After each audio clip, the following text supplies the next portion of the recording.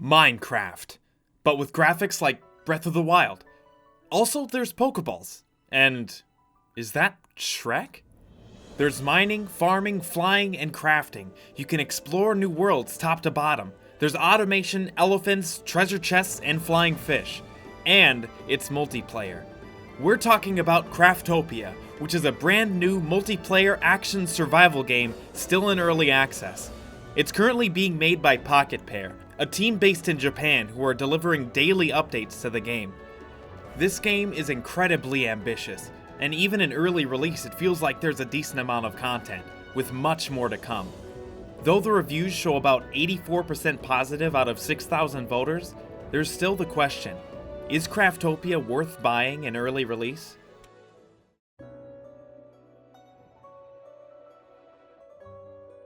This game has a shit ton of elements to it, but I would say that the core of this game is crafting survival. You know the drill. Punch a tree so hard you get a neatly stacked pile of logs, make it into tools to get more resources, and upgrade your tools, weapons, or base. Rinse and repeat.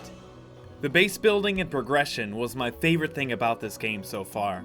The progression tree goes through the ages, and you need to get some of the end-of-era materials to prove you've got what it takes to enter the next age. Each age offers upgrades to tools, armor, food, production, and exploration. I found it really fun to explore all the new possibilities each time you level up, not to mention new materials you need to hunt down by exploring new islands, which is the next thing. In the first age, after a bit of gathering, you're able to build a structure that enables you to travel between islands, with each island offering a different level of challenge. Some islands have super heat, some have super cold, and all islands have monsters you can slay or be slayed by, and their level is connected to the level of the island. You can access new islands by gathering resources to meet the island requirement, with higher level islands requiring rarer materials. On the first island you spawn on, you craft everything yourself until you put down a workbench or similar crafting station. After you put the crafting stations down, you throw the materials into them and they'll start a timer wheel with all the items you set to craft. Eventually you upgrade enough so you're able to start harnessing power by throwing helpless animals with Stockholm Syndrome in a hamster wheel until they die. At least they died with love in their heart. From here you can build factories where all you have to do is set it up and wait for the resources to pile in. Unfortunately, at this time, once you get to that point, you don't really have a point to get the resources anymore. Besides a super badass motorcycle or a less badass helicopter that both degrade upon use instead of using fuel. After you get your first upgrades, you're ready to delve into dungeons, which are really fun when you first get into them, but they can get dull pretty quickly. The main problem with these dungeons is that you really only get food items and weapons, so they're not that useful for upgrading things in the overworld. On top of that, the combat dungeons are just too streamlined, and it feels like you're doing the same thing over and over again. Because you are. This is because there's only one boss right now, and it sucks. After going through the dungeon, you always know you're gonna have to fight the same fight at the end. Fuck off, Rocky. I just want a new samurai sword. The good news is, the developers said that they're gonna add 10 or more bosses in the future. I just hope they end up better than Rocky. The combat itself is so-so. If you like hack and slash combat where you spam a single button and dodge sometimes, then maybe it's for you, but I didn't find it particularly engaging. Also, keep in mind I like getting my ass whooped in Dark Souls, so that's my point of reference. All these things I'm describing are way more fun when you're playing with a friend. I don't feel like I really experienced the game until I tried multiplayer. After playing solo for about 6 hours, it was super apparent how much this game is meant to be played with other people. Working together and BSing was always my favorite thing with games like Ark or Minecraft, and this game is no different.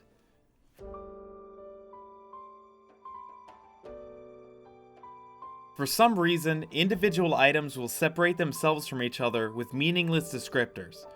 For example, let's say I have 100 iron ore.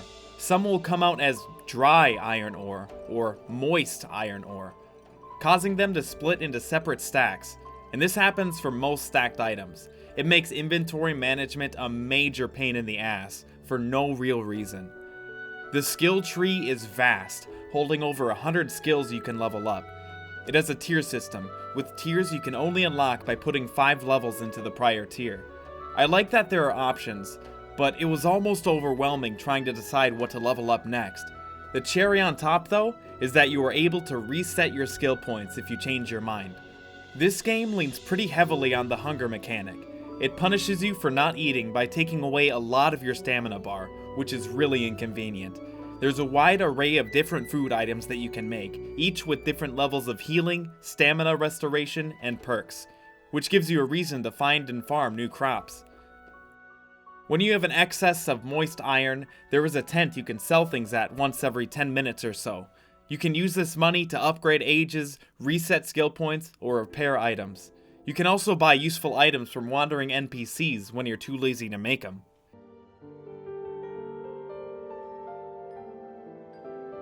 Take one look at the game and one thing comes to mind. This shit looks just like Breath of the Wild. From the artwork and animation to the fact that there's a fucking glider that looks exactly like the one in Breath of the Wild. Don't get me wrong, I love the art style, but there's a certain level of copy-paste that's acceptable, and this game is teetering on the edge of it.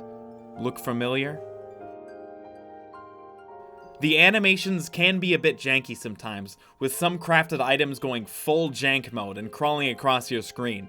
This is amusing at first, but gets old fast. The music is beautiful. Though it does remind me of the music in Breath of the Wild a bit, it's really relaxing when you're exploring or crafting, and it adds a level of tension when you're delving dungeons. It's very well done, and I love the ambience it creates, which is why I'm using it in the background of this video. The translations are hilarious right now, and I make a point to check out every bit of flavor text while I can, because some are straight ridiculous. Dragon Balls. Overall, for a game still being developed, this one shows a lot of promise.